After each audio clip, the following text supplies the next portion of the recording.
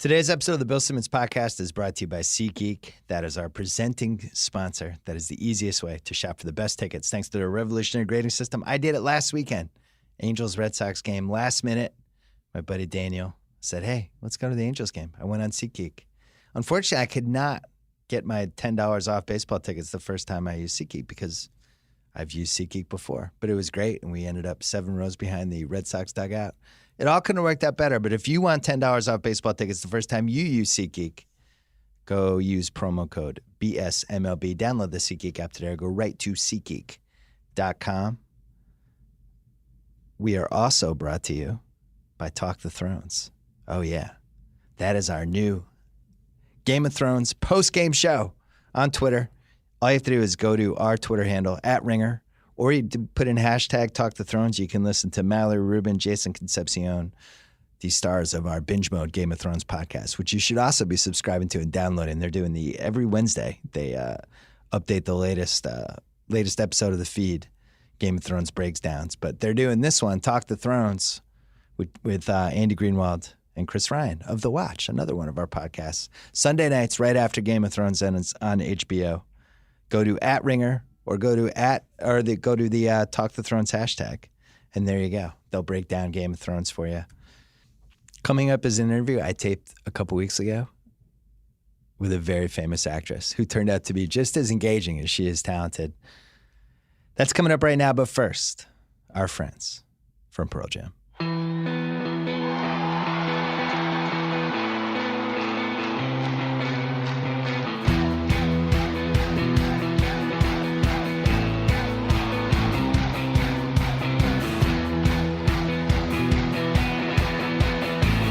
We're taping this second week of July. Time unknown for the listeners. Charlize Theron.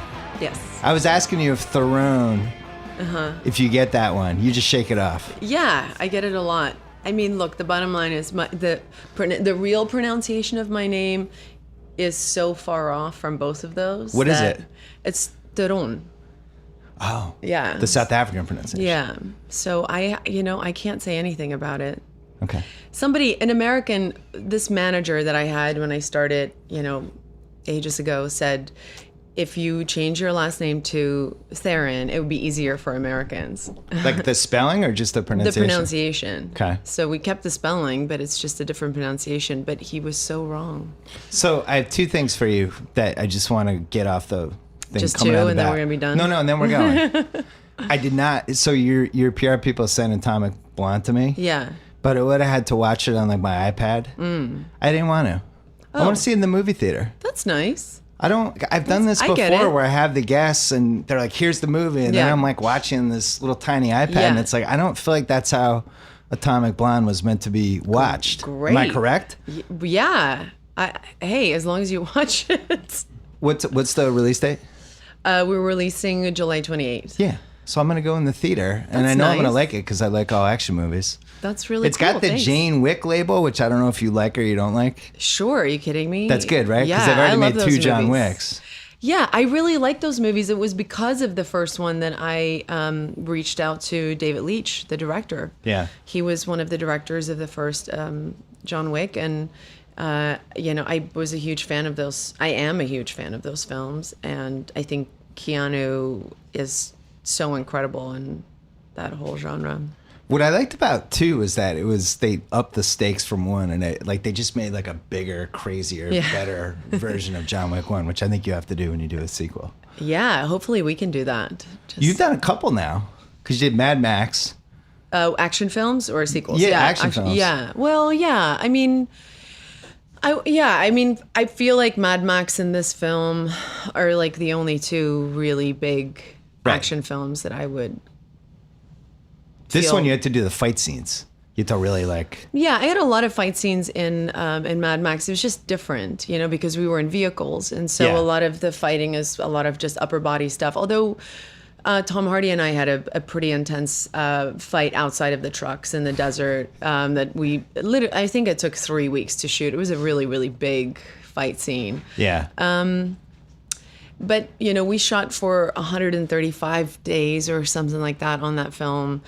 with a crazy budget and on Atomic Blonde, you know, we made this movie for $30 million. And so we didn't have we didn't have 3 weeks to shoot one action sequence. I went and I researched all these different interviews because, you know, we have the internet.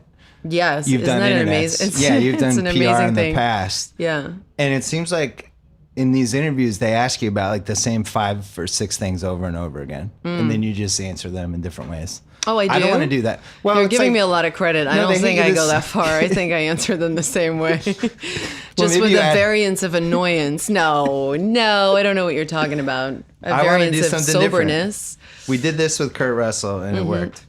We just went through his IMDb. Yeah. And we talked about each movie. Oh my God. And it was really fun. Be a long day. Yeah. Well, I cherry picked some. Boring interview. I did some asterisks. No, it's not going to be boring. It's going to be really fun. All right. The first movie you were ever in, Children of the Corn 3. Yeah. All right, so walk me through that one. So I was rooming with a friend, and she knew this guy who was a director, and he was the director of that film, and he needed extras, and I thought I had hit it big. How long had you been in LA at that point? Maybe 9 months, 10 months, like around a year. Yeah. And I just thought that was it. I was done. I was like made. I was so happy. What was the plot of Children of the Corn 3? I think I saw 1 and 2. I don't know. I think I missed 3. A lot of corn involved and children. That's about all I know. And screaming and blood. Leader? Yeah, Malachi. Yeah. That's all I did. I went one night. They said that we had to bring our own clothes, and they were very specific. It had to be black. And I was so excited. I went and bought these a new pair of Pumas. And at the time, I was really poor. So that was really a big spend for me. And then we got there, and they dumped all this fake red blood all over my new Pumas. And I was pretty pissed about that. But then I was like, I made it. So it didn't matter. So you were trying to make it in LA in the mid-'90s, like during the swingers era of...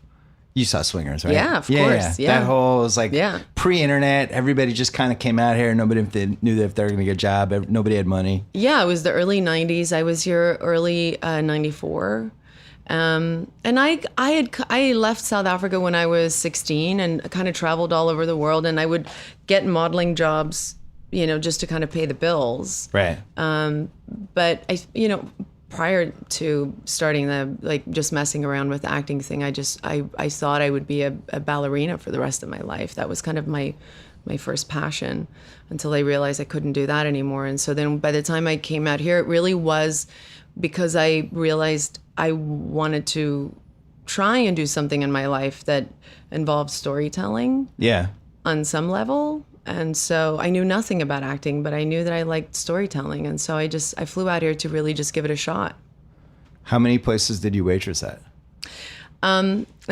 So I couldn't waitress at a lot of places because I was here on tourist visas. Oh. And so a lot of places wouldn't let me work.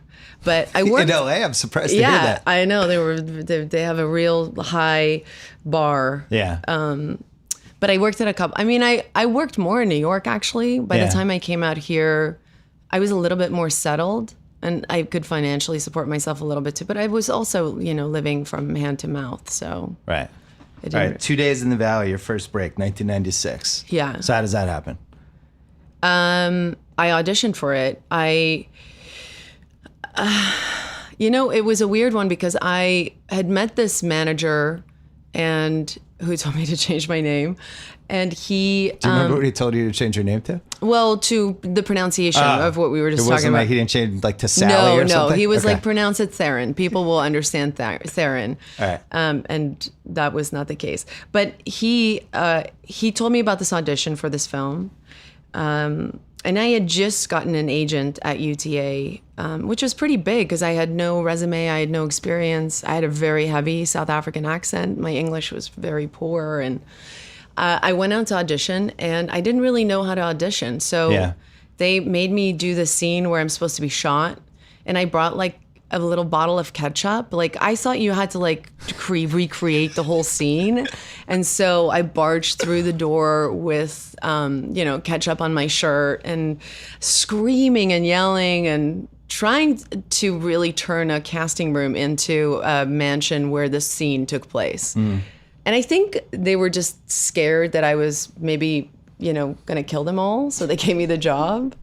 Because I don't know if I was necessarily good. Even John Hertzfeldt, who directed that film, was like, years later, he's like, Charlize, you're not good at auditioning, but you're, I think he said something like, you're relentless. Like, you figure out a way to kind of like stay in people's heads. When did you get rid of the accent? Well, I started then. I mean, he was interested in me. The character was always Swedish, so it kind of helped me a little bit. But after that, I would do a lot of auditions, and people would say, well, if she can do an American accent, she could be a contender. And so I realized that I had to. What'd you have to get rid of to make you sound more American? Well, I was raised with Afrikaans as my first language. Yeah. And so I spoke very, very little English. Oh. I had English as a second language, but where I lived, nobody spoke English. So I didn't necessarily have to break something so much. Like I learned English here in America. When you get drunk, does it come back? Yeah, and when I go back to South Africa, it comes back in a heartbeat. Yeah, that's what I'm like with Boston. Oh, really? You get all Bostonian? Yeah, when I got rid of the Boston accent, but if I get drunk, like I just drop the R's and the L's. Yeah. Is it the booze? Yeah. The booze. Yeah. You just kind of forget. Yeah. So how long before you had a good American accent? I still don't have a good American accent. I think you sound. Well, that's nice. I would say my accent is good. My English is not that good, and people are always surprised by that. Like I make a lot of tense errors and grammar errors, and my spelling is terrible, and people are always a little shocked by that because they think they just assume that I've lived here my whole life. Did you see Blood Diamond? Yes. Were you okay with Leo's accent in that movie? Yeah, it's very polarizing. No, it was really good because they made because they made him Rhodesian. Yeah. Yeah, that really helped. Did you go into that thinking Leo's going to screw up the accent? I'm going to be mad about this? It's Leo. He's so great. Okay. He's really great, and he worked really hard on it, and so I could tell because I think a lot of people just kind of do this one-dimensional South African thing, and it's what does the one-dimensional sound like? This like over-the-top thing, like I'm from South Africa, hi, brood. It sounds Australian.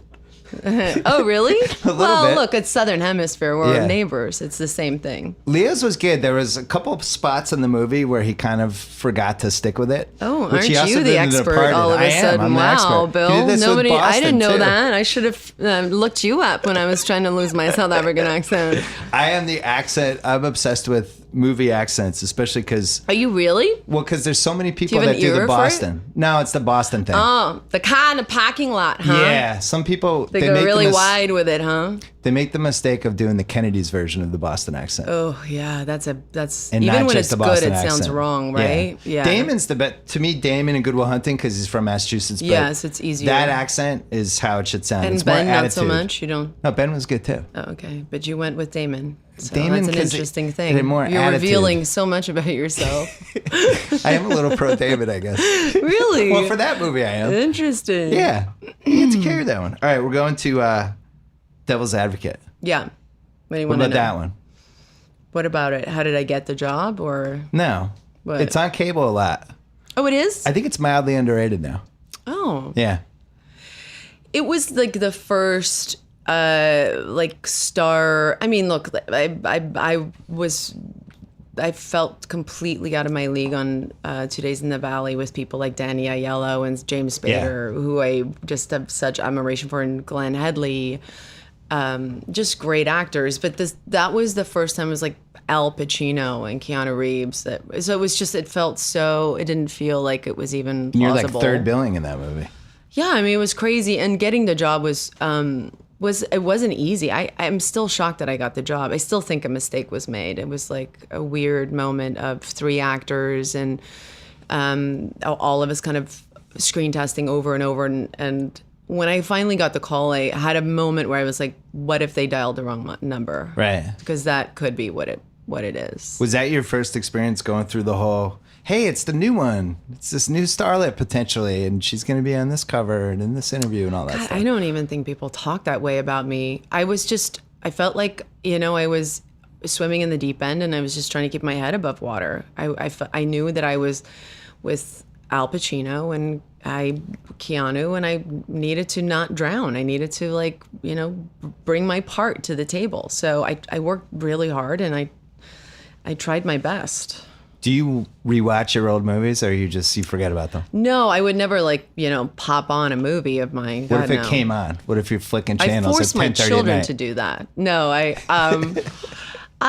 if it came, if I was, surfing and it came on, I would watch a few minutes of it, but I don't think I could do the whole thing. No.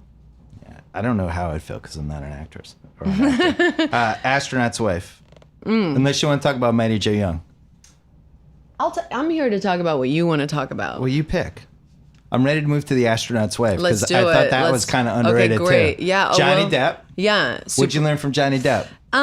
He's an amazing actor. He was, I think, the first crazy, super intimidating actor that I ever worked with. He's intimidating. Intimidating because he's such a good actor, or there's something intimidating about him personally? He's a great actor, and he's got tremendous talent. But he comes to work with this presence, this thing that's very Johnny Depp-ish, and it's intimidating. And if you just veer on the other side of, being in his good graces, it's not pretty. So it was intimidating. Nothing happened, but when you work on a film, I think people don't realize it's like any kind of work environment. After day 30 or 40, it can get, you're sleep deprived and all of this stuff that, and I think we had one moment with one scene, and he wasn't very happy with, how I kind of saw it, and. Yeah, he did this thing that was very intimidating, where he just kind of he didn't scream, he didn't yell or anything. He just is not cool, I don't even know you kind of thing. I was like, oh God, all right. But then you go to work and he's he's one of the top 10 actors in the world. So I felt really privileged to be able to make that movie with him. When you're in a movie with Johnny Depp, especially when you're younger and you haven't totally established the gravitas yet, do you feel like you have to go get lunch with him or feel him out, or is it just you show up on the set and you go? The director took me to meet him. He was working on something, I forget what it was, and I think we did have lunch in his trailer, and he was super lovely and super warm. He's a very warm guy. He's very, very warm. And I think a lot of him turning is actually because he is so warm. Yeah. And I think he's super sensitive. I think when he feels like somebody's wronging him, he takes it very seriously. But we didn't, you don't get to hang out that much. I think people think that we're we're not bands on the road, or what I imagine that lifestyle would be, where you hang out a lot. You work long hours, and you sometimes work 6-day weeks, and it's not a lot. You don't have a lot of, or I can't do it. I don't have the stamina for it. It's got to be more fun now that there's the internet. When you're stuck in a trailer for 6 hours, what'd you do in 1999? You're reading magazines and books and. What did I do in 99? Can't even imagine. I love to play backgammon. I'm an obsessive backgammon player. Oh my God. Yeah. I would have rather done that than the podcast. I love backgammon. Oh, Nobody really? knows how to play backgammon. Oh, I'm a Do you vicious... play for money though? Yeah. Oh, that's the only way to do it. See, I have a gambling problem, so that's why I love when I backgammon. say I play for money, Tobey Maguire might disagree with you, because I played him once, and he was like, "This is for 15 grand," and I was like, "Yeah, this is for 15 grand," and then I lost, and I was like, "This is not for 15 grand. This is for $5." And I think he's still upset with me over that, so I shouldn't say that. But I love playing backgammon, and I've spent many movies finding one person on the set that I can just obsessively sit on a set and play backgammon with. Do you play online? No. Yeah, I do. I have just on your computer. I play every night before I fall asleep. Wow. I didn't never meet anyone who likes backgammon. The Dublin cube is the key to the gambling. Yeah, the Dublin cube becomes the hammer. Because that's when you know you're playing. Yeah, that's when you know. By the way, I was in Greece last summer, and I went to town because you're in the hood of the game. So every bartender, every restaurant I went to, it got crazy to the point where I beat this guy one night so badly that he was just demoralized, and he came to find me at the hotel that I was staying at to play me again. And then he beat me, and it was God, I should have just left it alone. I was like I just couldn't stop. It kept going, and then he just beat me horribly. But he found me and wanted to have a rematch. This sounds like the sports movie that you need to make. Yeah, right? Yeah, you're backgammon. You used to be the best. Something happened. There a little had like a drinking involved. problem or something, and then you got your act together. That is what it was. I think I was a little wasted. Backgammon's the best. Quick break to talk about our friends at Bowl and Branch. What's worse than having lousy sheets? I can't think of anything. I mean, there's probably worse things, but it's way, way up there. I remember being in college trying to prolong the same set of sheets for weeks because I hated doing laundry. I have nightmares about it. I may or may not have family members who have had bed bugs recently, maybe even somebody producing this podcast. But guess what? Great sleep starts with the right clean sheets, and they're more affordable than ever. With Bowl and Branch, they make the most comfortable sheets you'll ever sleep on. Fall asleep faster, sleep deeper, wake up ready to kick some ass. Each sheet crafted from 100% organic cotton. They feel incredible. They look amazing. Half the price, twice the quality, no expensive retail markup. Anyone who sleeps on Bowl and Branch sheets love them. Just go look up the thousands of 5-star reviews. Go to bowlandbranch.com today. You'll get $50 off your first set of sheets, plus free shipping when you use the promo code BS. Try them for 30 days or 30 nights. And if you're not impressed, return them for a full refund. Let's try 30 nights for that one. $50 off plus free shipping right now at BOLL and branch.com. Check that out. Back to Charlize. Devil's Advocate, by the way, I think would be a good Netflix series. Oh, really? I think the idea could be stretched out over like 20 episodes. Wow. The guy, the astronaut, something happens, he comes back, something's not totally right. Oh, you mean the astronaut's wife, not the devil's... The astronaut's wife. Yeah. That's what I meant. Sorry. I was a devil's advocate, right? Yeah. Well, yeah, the devil story can be a lot. When we edit this, it's going to be dubbed like the astronaut's wife. You're going to make yourself look really good. I think it could have been like a 25-episode series, though. Oh, thank you. Cider House Rules? Yeah. What? Well, 2000. Yeah, 2000. What was going on? I auditioned for the Cider House Rules with Tobey, and I was a huge fan of Lasse Hallström. I think he's an incredible filmmaker, and I really wanted to work with him. And I love that book. I love John Irving, and so I felt very lucky to get that role. You know,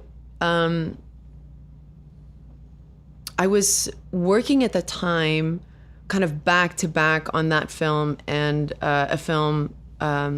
I think before that I did a film called The Yards, and so they were both Miramax films, and I was kind of like going back to back on these two films, and I felt I loved where I was in my life. It was like I was working on things that I really wanted to work on, and I felt super satisfied in my life creatively. It was a good time for me. Well, it sounds like you were, because all of a sudden you're talking about what filmmakers you want to work with. Yeah, like 5 years ago, and it was, that's a great luxury to have at that age, and I don't take that for granted at all. So is that when Tobey kicked your ass in backgammon? I think it was after, actually. Yeah, it was like at a beach house. Like we have a lot of mutual friends, and I think it was actually after that movie. That's like one of the 7 rules of living in Los Angeles. It's like, don't go on the street. If you're at a poker table with Tobey Maguire, get up and leave. Yeah, well, everyone's like, just stay. Don't gamble with Tobey Maguire ever. I broke every rule. I think I was the one in the wrong with that situation. I think he had every right to be pissed at me. Reindeer Games 2000. Yeah. An all-time Hall of Fame underrated rewatchable cable movie. Well, just purely because it's John Frankenheimer. It's a cool movie, and it's actually better now that the TVs are widescreen, because remember that era where you can see those Santas so much better? Oh, yeah. I like to see the wide shots of the Santas. It's great. I think Manchurian, ironically, Johnny Depp on Astronaut's Wife introduced me to Manchurian Candidate. He said to me, you have to watch this movie. I think this is an almost perfect film. And I couldn't agree with him more. Are you talking about the new one or the old one? No, the one that John Frankenheimer did. Okay.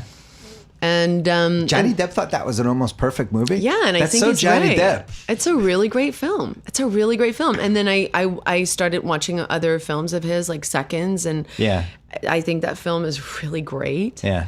And so that movie for me I'll be very honest in saying 100% John Frankenheimer made me sign on. Yeah, I wanted to work with an old classic great like that. Somebody who was just that thoroughbred, like has done it. And, you know, he came from doing those theater television productions where it was like live television. Right. I don't know. I was fascinated by him. You caught Affleck at an interesting time in his career. It's like 3 years after Good Will Hunting. He's making a ton of money doing movies. He was so sweet. I fell in love with him on that movie. He couldn't have been nicer. Yeah. I got to tell you, Matt and Ben are two of my favorite guys I've ever been around. It's a big day for Boston right here. Yeah, I'm telling you, you get something in the water. Something in the water. Nice people. Yeah, just really solid. Salt of the earth, great sense of humor. They don't take themselves too seriously. Sly Stallone doesn't like them. Oh, that's the only person I found out. Wait, how? There what? was some sort of Golden Globes table imbroglio during the year when so much. I know. Well, I like to make sure my Boston guys are all right. So what happened? Sly showed up at the Globes. He thought it was his this table, is but it was the last Globes? The one when he was nominated for Creed. Okay. And he showed up. And Matt and Ben, it was their table, but Sly thought, and Sly got mad about it apparently. Wait, he thought it was his table. He thought he had seats at it, and they was like, no, this is our table. And it got a little ugly. Yeah, little Sly bitterness. Well, it must have been ugly on his part because I can't imagine. No, I think Matt and Ben were like, Rocky Balboa, please don't be bad at us. It was one of those. No, I mean, I could tell you, and I don't even know this for a fact, that both those guys would be like, oh my God, Sly Stallone. Like, they're so... Right. They were horrified. They're like, no. Oh my God. Yeah. That's so... I hate hearing stuff like that. The Golden Globes is the most fun one to go to, right? Well, everybody always says, yeah, because you have food and you have booze. Right. Right? But I was there 2 years in a row, and I never got food. Oh, no. Yeah, and maybe they do it intentionally. We literally ordered a pizza from our table. We, on our phone, ordered a pizza. Scorsese was at my table, and somebody at the table ordered pizza for us. Do you think they deliberately withhold the food? No, I think it was an accident. I think it's so crazy trying to feed everybody, and I cannot imagine being somebody who works with food there. I mean, it's just too many people. It's crazy that they can even pull it off. So how would you rank the award shows? What's number one to go to for you? Oh my God. For you personally. Oh, I've never thought of this. Because what's the one you're the most excited about? Like, I have this one. This will be fun. I'm excited for this one. I'll be completely honest. None of that stuff is fun for me. Okay. So I wouldn't use the word fun. Was it ever fun? No, it's always been super Even in intimidating. The late 90s, it wasn't fun? Really, really intimidating because you're just surrounded by all these. You know, when the first time I went, I was just starstruck, and yeah, I have always suffered from this. I'm in somehow I got invited and I'm not really invited. Like I always think a mistake was made and I'm not supposed to be there. And you didn't think that after you won the Oscar, though. Then you're in I got nominated a year or 2 years afterwards, and I was like, this has got to be a mistake. Like right. I am always a little bit, So whenever I'm in those rooms, I feel like I don't have the funniest joke, and here's my problem. I do like to have a cocktail, and then I say very inappropriate things. And I don't mean to say inappropriate things. We should have given you booze for this. Yeah. I didn't realize. I'm going to backgammon and booze ready to roll. You think this is a Starbucks tea? Yeah, I should have known. So I always kind of go home and I go, God, did I really say that to Glenn Close? Right. But I guess that makes it fun. You know, I find myself at dinner tables with really, really good friends who've been around in my life for 20 years. And we always laugh about those things. Like, you know, one of them will always be like, I can't believe you said that. And I don't, you know, I guess it's just, you know, some kind of a default button. But Do you like the red carpet culture? You must, I would imagine it's a lot of pressure from that. Yeah. It's not pressure. It's just, I guess... I don't ever call making films work because I love it. Like I really, really love it. I don't know. Like, you know, when you're like, I do believe that there is some real value in finding something and it's such a it's one of the greatest gifts that I think you can have in your life, to do something that doesn't feel like work. And I feel like my job is that. But that stuff to me feels like work. Yeah. Getting ready for a red carpet, it's like sometimes when you get ready for a party, like getting ready for it is almost more fun than actually going to the party. Have you ever experienced that?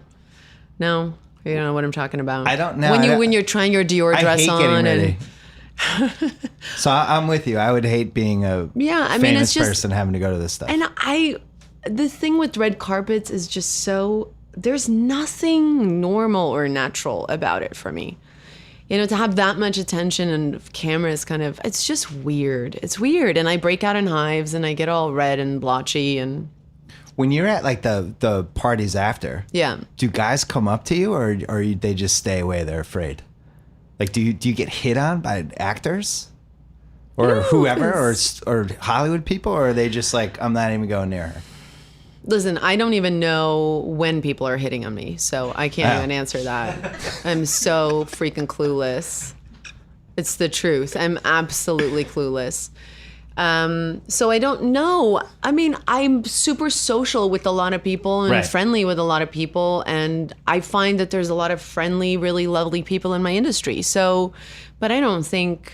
So like when that guy circled back to play backgammon with you again. Yeah. No. He might have been hitting on you. No. He was not. That was not going to happen. Do you guys think that was a possible hitting situation? No? That was not going to happen. He just wanted to win. Right. He He's needed a competitor. it was his masculinity was shot. The yards, we can skip over that one or no? Mm-hmm. We talked about that, didn't we? A little bit, yeah. Legend and Bagger Vance. Love Matt. There you go. Love Matt. Yeah, we're skipping over that one. But poor Matt had to learn how to play golf in like 3 weeks. Matt and all the golf nerds were like, what the hell? That's not a real golf swing. Matt had like constant bruised ribs. Yeah. I think he fractured ribs. I think he did. Yeah, from hitting the club into the ground, which is a horrible thing to do. You play, right? I used to. You don't play anymore? I play on Mother's Day because my mom's a golfer. I play with her on one day a year.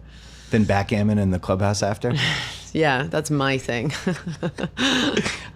15 minutes. Pacino again. Wasn't Pacino in that one? No, De Niro. De Niro was in that. So you crossed off De Niro on that one. Yeah, just checking. You get De Niro, Pacino. Yeah. But you never worked with Leo.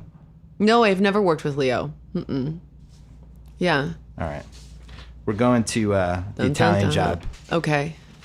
Because that's another one that's still has legs. Oh my gosh. People like the Italian Job. In fact, a member of The Ringer, who I won't name, who knew you were coming, said, tell her I love the Italian Job. Oh my God. In this room right now? No, not in the room. Got it. Juliette Lindman. Yeah, love the Italian Job. Wow, that's really nice. It's a good one. So that was Wahlberg. Mm-hmm. Amazing guy. Again, Boston, right? He's Boston. Yeah, it's just such a great, solid human being. So at this point, you have like 7 years of either doing action movies or like low-key movies. But you never did like the what? I don't know, like the indie where like the group of friends for their 10-year high school reunion, like one of those like generic indie movies. You never did one of those. Well, that sounds more like a rom-com. Are you talking like... Or even a rom-com. You never did a rom-com. Yeah, there was like a huge period while I was doing movies like The Yards and Cider House Rules where there was like a boom in romantic comedies. Oh, yeah. And My Best Friend's Reading all the way through 27 Dresses. Breast Friends? Breast Friends? That was really? The porn version. And I'm the one who but drinks? Best Friend, yeah. Interesting. There was like a whole... And You just shook them off. You didn't want any of them. Well, first of all, no, I didn't shake them off. I didn't get the job. Which one did you want? I auditioned for My Best Friend's Wedding. Which part? Julia or no, Cameron for Diaz? The Cameron role. That's an interesting what if. Look, I was just there. I was really lucky that at moments where I got jobs with filmmakers like James Gray and Lasse Hallström, and it was not by me saying like, "Oh yes, I'll do that." I auditioned. I was auditioning. I was trying to get work, and so by no means was I. I just went out there. I just kind of went out there and tried to meet as many directors as I possibly could. And then if I did get into a position where to kind of choose, I think my natural passion is maybe a little bit more towards, heavier material, a little bit more darker. I don't know. So you've never played the career-driven woman who her job is her life and can't find a man, and then something That's happens. Atomic Blonde. Yeah. All right, there you go. It's a secret rom-com. But just the dark version of it. Yeah. Really super dark. The kick-ass dark version. All right, Monster. So that was the game changer for you. Well, yeah, I didn't know it at the time, but you knew something though. I was on. No, I didn't. I really didn't. Really? I was actually shooting Italian Job when I got a call from my agent manager at the time, and she said, "I just read 5 pages of the script that was offered to you, and it's a really small film, and it's about this woman, Eileen Wuornos, and I think I don't know, I feel like there's something here." And so I don't know how I did it, but I ended up watching the documentary before I read the script. And I was just like, what? And who thinks this is going to work? Like, I was just not convinced that I could do it at all. I mean, she was just so specific in her behavior and her mannerisms, and there was just no way around it. You couldn't just do like a half version of it. You had to kind of commit to it all the way, and not just commit to it all the way, but kind of be successful at it for it to work. And I didn't know how that was plausible. So you do it. You had to. Well, yeah, I met with fake teeth. I met with Patty Jenkins. I actually met with her to tell her no, and in the meeting, she convinced me to do it.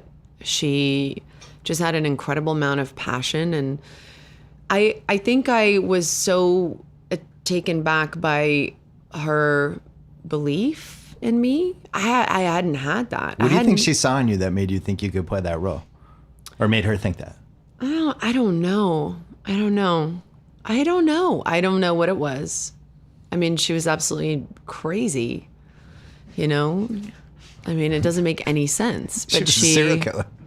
Yeah, but look at what she just did with Gal. I mean, it's just she has a knack for seeing things in a way that I think a lot of people don't have in our industry. And I think it's why our industry suffers a little bit, because people are they have to kind of see it in front of them, otherwise they can't. And there's something incredible when you have a director that can kind of see beyond that and then make that real. And Patty is definitely one of those directors, and she just wouldn't give up. She was relentless. She was not going to take no for an answer.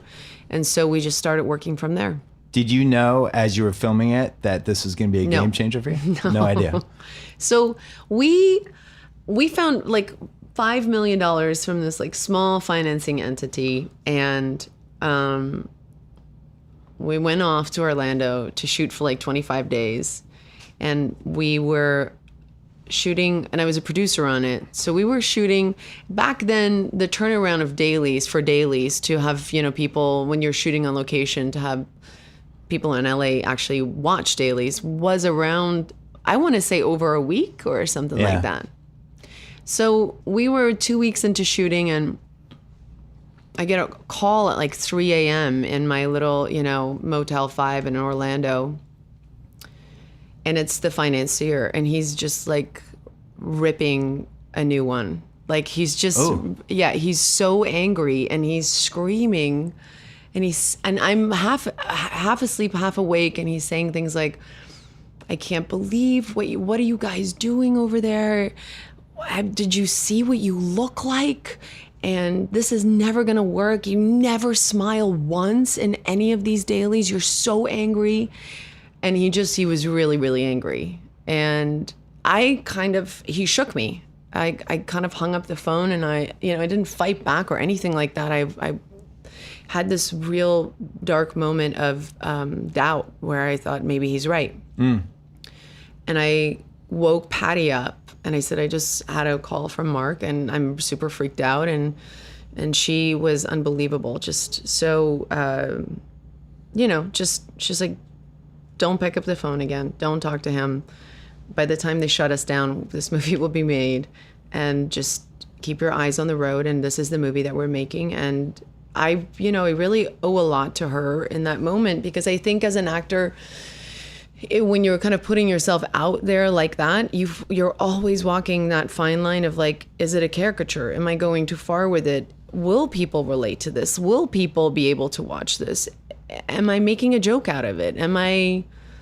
So you're constantly kind of questioning all of that. It was the first time where I really used a monitor on set, to watch playback so that I could kind of guide and modulate my facial, just my facial movements with the teeth and the eyes and the expressions and the kind of the head throwing back moments that she had. And so you start thinking of worst case scenarios, like, oh my God, this is going to be a bomb. I knew he wasn't happy. I knew our financier was not happy. I think he thought he was signing on to a hot lesbian, dangerous like the Cinemax movie version of this, of like me and Christina Ricci and like I'm killing men, and it was going to be like some like MTV great, like I don't know, like he thought it was that, I think. And then he was like, and you're so fat. When did you get so fat? Like I remember him yelling that to me.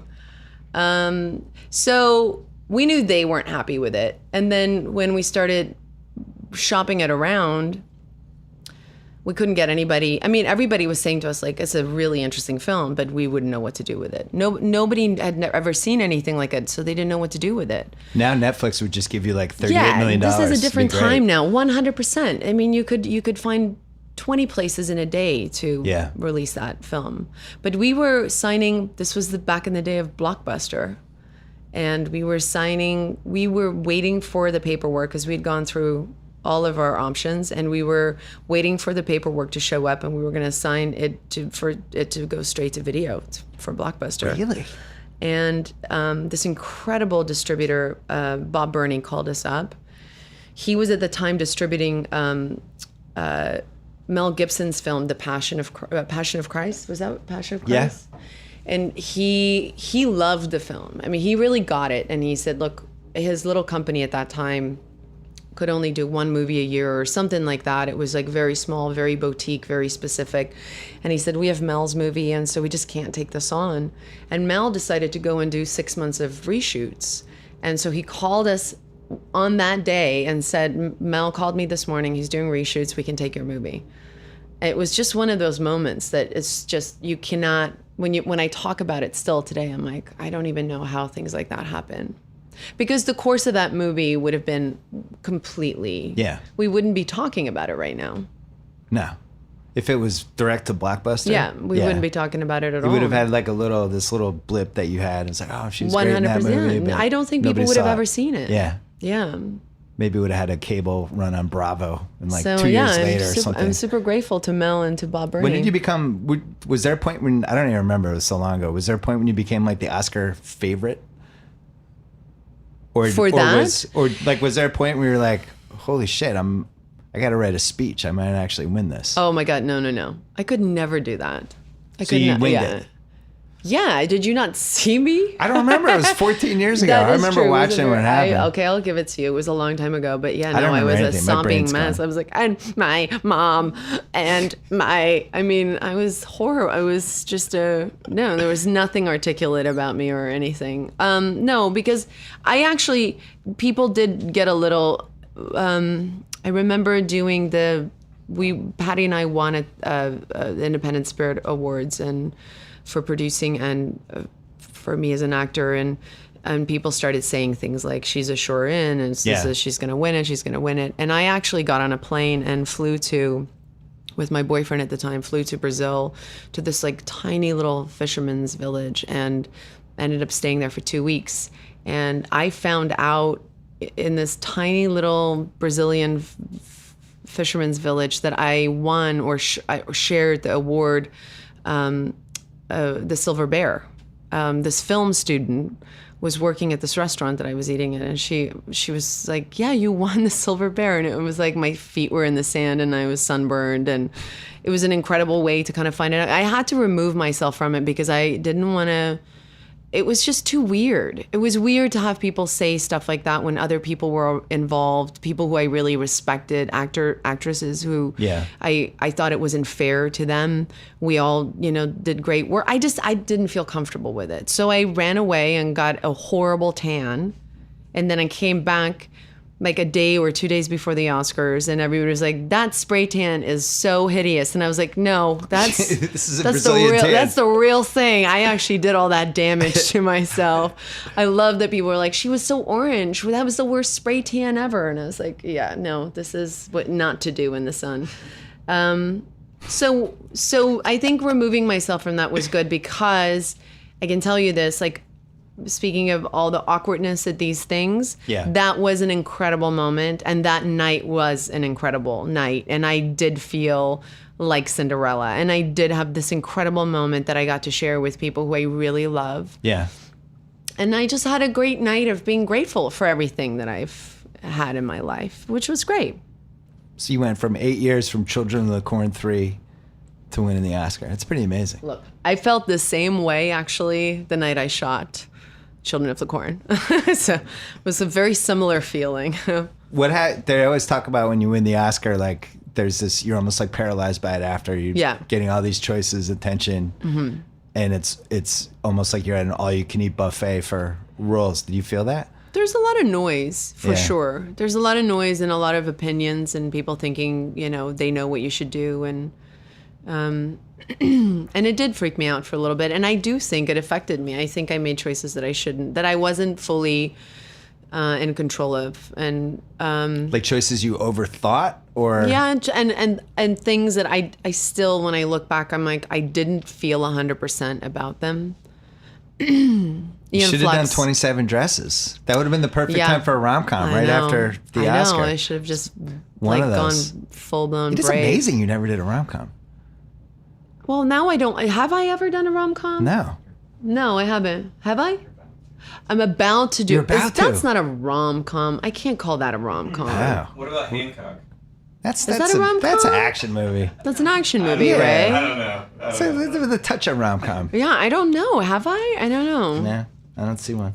One more break to talk about our longtime buddies at Simply Safe getting a good night's sleep. Easier said than done, especially when you think you heard a noise downstairs. What do you do in that situation?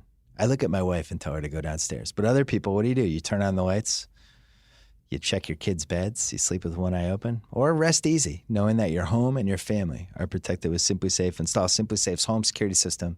You're arming your home with powerful sensors that actually tell you if a door opens or if one of the window breaks. 105 decibel siren alert you at the first time of trouble, and a dedicated team of security professionals watching over you 24/7. Simply Safe has no long-term contracts. I keep telling you this. Around-the-clock monitoring, and it's just $14.99 a month. Don't spend another night second-guessing your home safety. Get Simply Safe. Get some rest. Go to Simply Safe.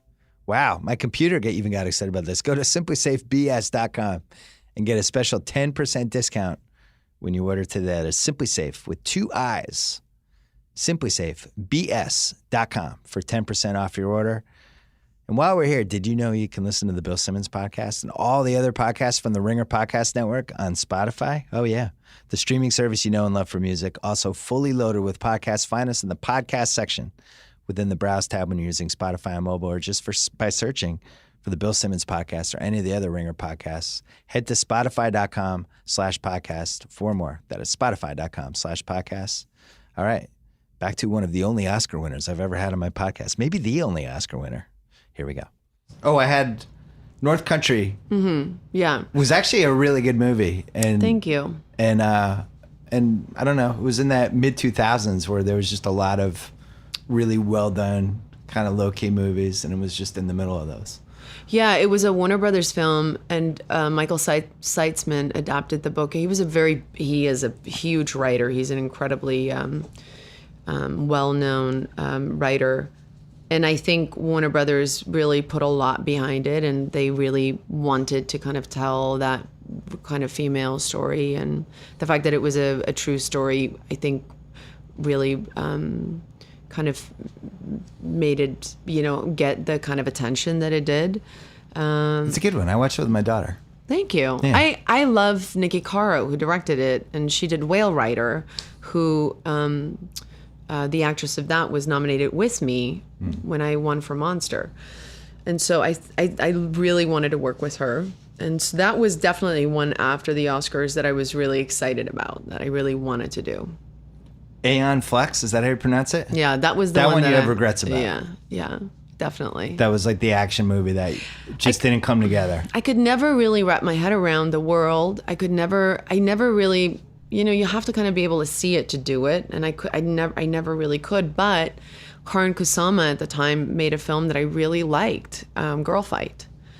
I like that one too. Yeah, and Paramount was really just wouldn't take no for an answer, and it all happened so fast that before I knew it, I was kind of like on a set, and then I injured myself really bad. I mean, I almost paralyzed myself on it.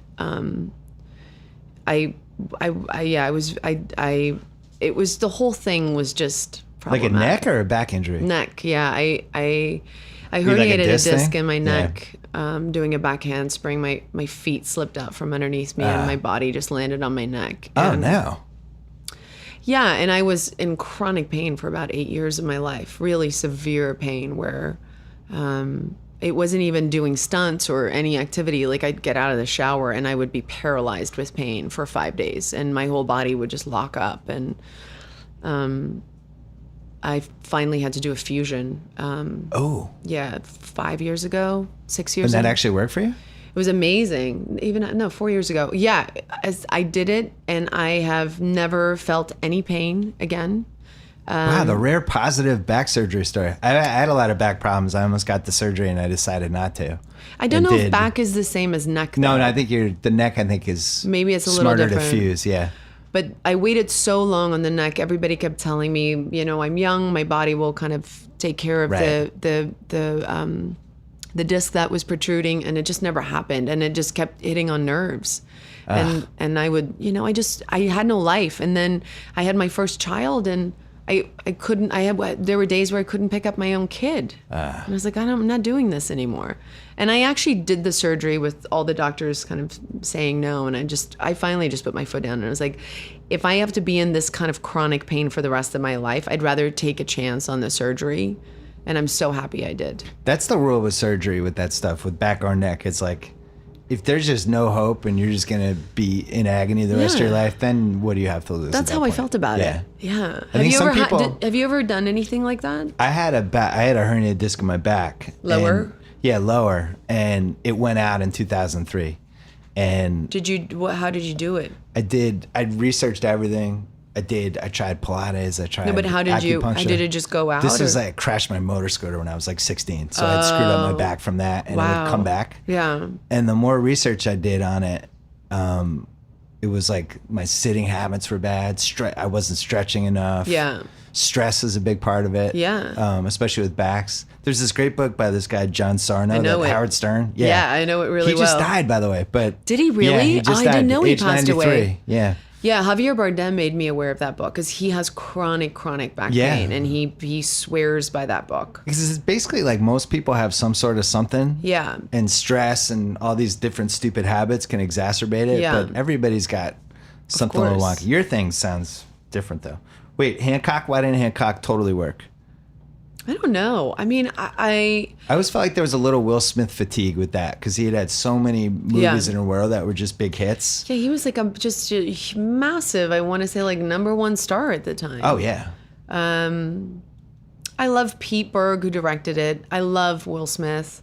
I love Jason. I love everybody that was involved in that movie. So I don't really care. I had such a great time working with everybody. Tate, you in on movie. Hancock? Yeah. Yeah, Tate likes Hancock. Arrested Development. I think Tate's generation. Oh, you love that? Oh, that's nice. Yeah. Second time with Jason Bateman. Yeah. Tate's generation, Hancock, Arrested Development. Oh, that's great. Couple, I love it. Young Adult, 2011, which is my favorite of your performances. Oh my gosh, And that says a lot about you. I know Jason. Is there a little Mavis inside you? No, it's just, I just thought that was, I thought all your skills were unleashed in that one. Oh, my bitchy skills. And it was just everything.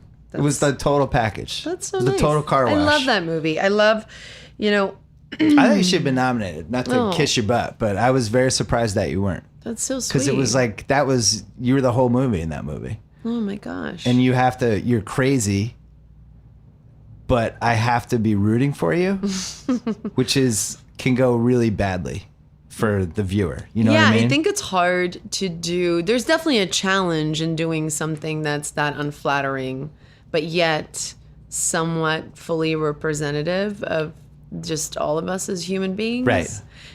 You know, I realized when I did a lot of research on when I played real people, and I think I even do it. I think it's just human nature to the way we sometimes talk about ourselves is not necessarily always in the most honest way. And there was something about this character and how Jason Reitman saw her as a really empathetic character. Yeah. That I really I loved that challenge of taking a character that's so off-putting. And, you know, we would do screenings and women and men would come up to me and say, I either know somebody like that or my sister's like that. And or some would be more honest and say like, I'm like her. And there was something really nice about Somebody that. say they're like her is a little weird. Yeah, well, there was a few people. There was this really amazing, lovely, vibrant gay guy that walked up to me and he just went, "I need you to know, I'm Mavis," and I was like, "You go, girl. You tell me about your Mavisness." Rachel's Getting Married with Anne Hathaway is like that too, where it's just the train wreck character that you shouldn't be rooting for, but you can't help it. Yeah. That's a sweet spot for me. And to be able to write that, I mean, Diablo did such a good job writing that. And I think Jason really knows how to balance that stuff where it's not, I always have this fear that it becomes caricature or it's not kind of grounded in some kind of a reality. And he's really great, and he's one of my favorite directors in working on that kind of stuff with. I remember he loved working with you too. Let's go to, you want to talk about the Huntsman's movies or no? I can't believe that you're leaving this up to me. You should figure this shit out before I come in here, okay? I like the guests to have some say. No, this is way too much say for me. Like, I'm breaking out in hives. Like, you need to, figure this out. Seriously, figure it out. Come back to me. I'm going to skip whenever those. You're ready. Let's talk about A Million Ways to Die in the West. Yes. What are we saying? What are we talking about? Help me out here. Come on, Bill. That one. Yes. It seemed like you were having a lot of fun in that one. One of the greatest experiences I ever had. Yeah. Because you haven't done a lot of comedies. No, I hadn't, and I was not the first choice for it. And I'm a huge Seth MacFarlane fan. I think that there's something quite brilliant about him.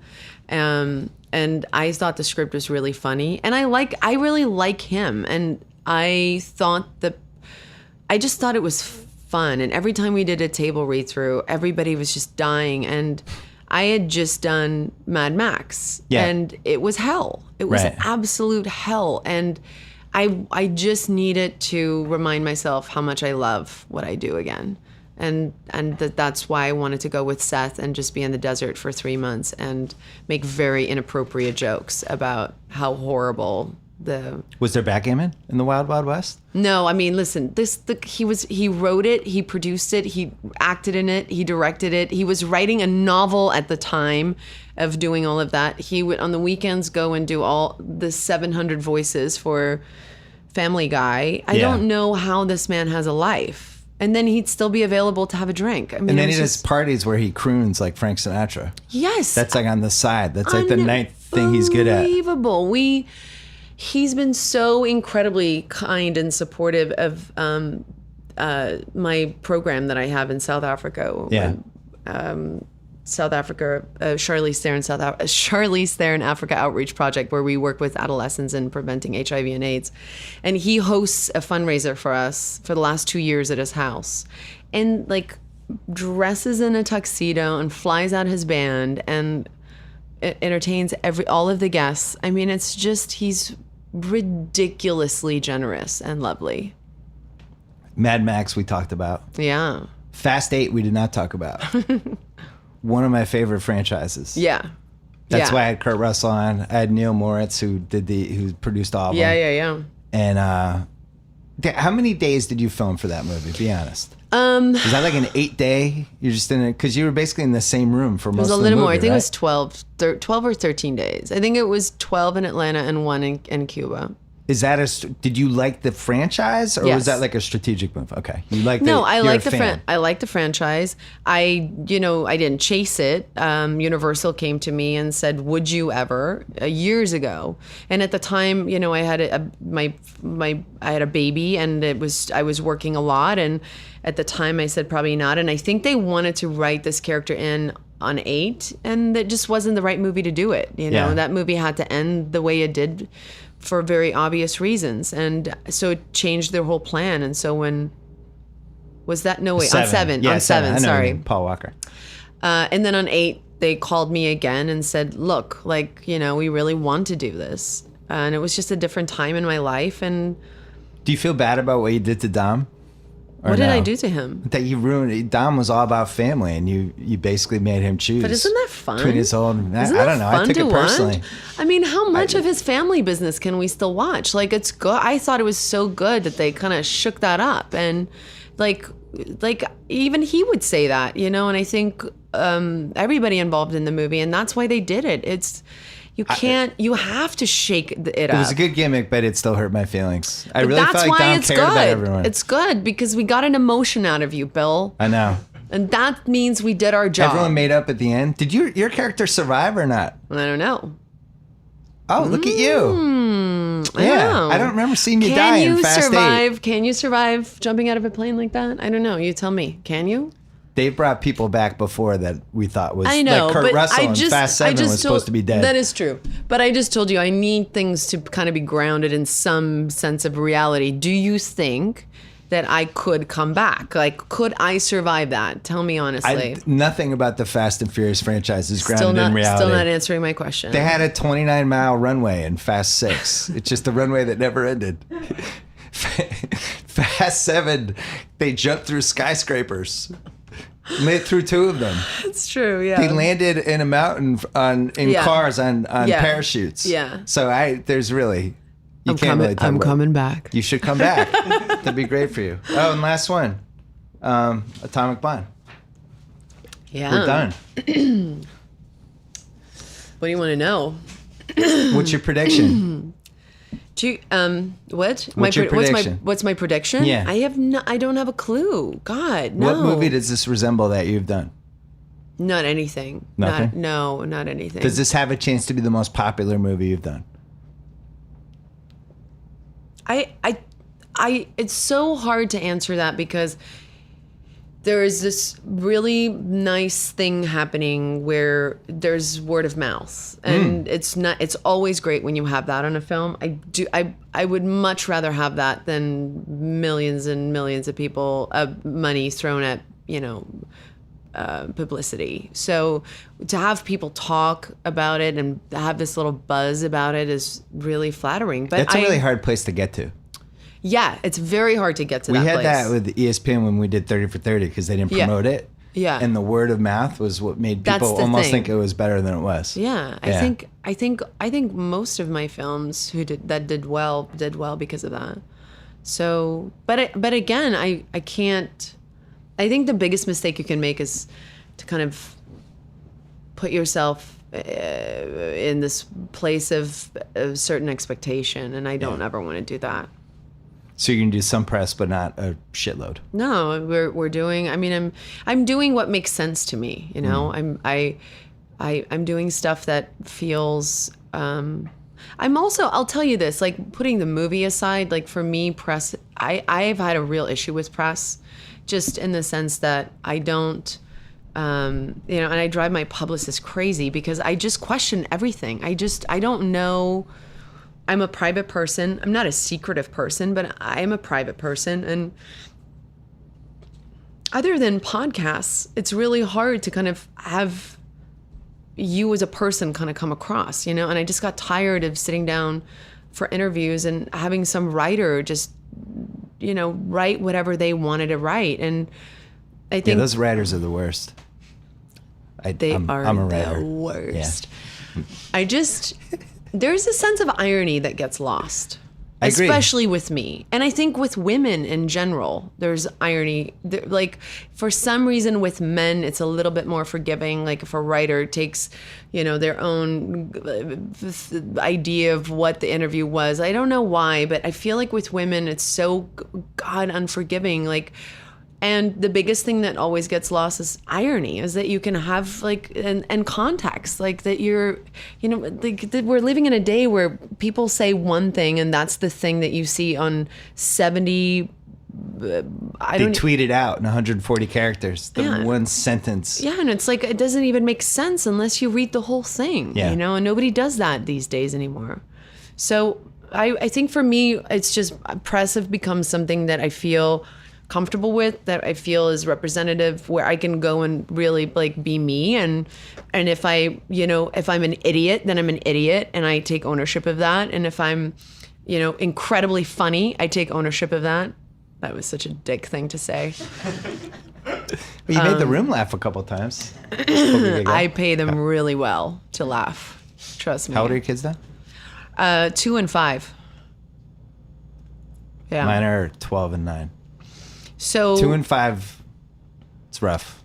That you don't really see light. You don't see light at the end of the tunnel until they turn 6. Really? Because 6, you can just give them an iPad or something, and they can at least occupy themselves for a half hour. I feel like I have 13-year-olds though. That's my problem. Like, I have a 5-year-old, but I feel like I have a 13-year-old. Can the 5-year-old occupy them? Yeah, him or her? But it's just a lot of sass, man. You're getting sass already at 5? At 5.5. Really? I'm getting a whole truckload of sass. Yeah. My daughter is now 12 and was 11 and a half when the sass really. Yeah, but now see, I was expecting that age. It's a lot, so much eye rolling and exasperation. Really? It's like, I used to be your hero. What happened?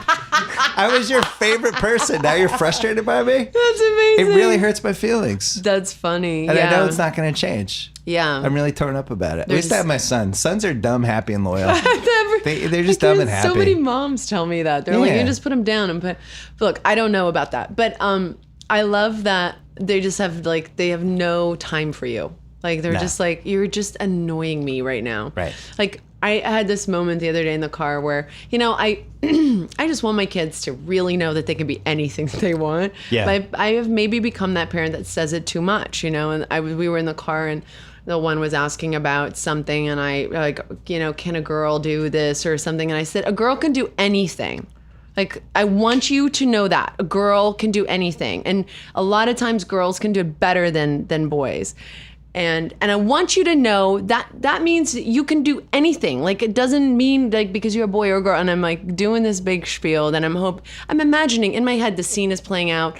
They're 30 and married and they have kids, and they're telling their kids this story of how great I was in that moment in the car when I just went off and told them that lives. They could do it. Yes. Yeah. And my eldest just goes, "Oh, I know, Mom." I mean, just no, just done. Mom, I can't. I'm like, all right, okay. This was fun. Thank you. Good luck with your movie. Thank you very much. I think did that go 5 minutes too long? I think you were. All right, good. Okay. That was awesome. Thank you. 201. All right, great. Good luck with the movie. Thank you so much. Hey, thanks so much to Hotel Tonight, the app that helps you find amazing hotel deals at the last minute, up to 7 days in advance. Perfect for a spontaneous getaway or indulging in a little staycation. Booking on Hotel Tonight gives you the freedom and flexibility to play things by ear while knowing you'll score a great price and a great place to stay. Get in on these killer last-minute deals. Download the Hotel Tonight app now. I think we're up to 8 Ringer staffers who have used the Hotel Tonight app, so check it out. Also, thanks to Simply Safe, getting a good night's sleep, easier said than done. Install Simply Safe's home security system. Arm your home with powerful sensors that actually tell you if a door opens or a window breaks. Don't spend another night second-guessing your home safety. Come on. Go to simplysafebs.com. Get a special 10% discount when you order today. That is simplysafebs.com for 10% off your order. And finally, don't forget about Talk the Thrones, our Twitter post-game show for Game of Thrones. Right after Game of Thrones ends, go to @Ringer, our Twitter feed, or use hashtag Talk the Thrones, and you could watch our experts break down the episode that just happened. I have a feeling episode 3 is going to be violent and awesome. That's it. Enjoy the rest of the week.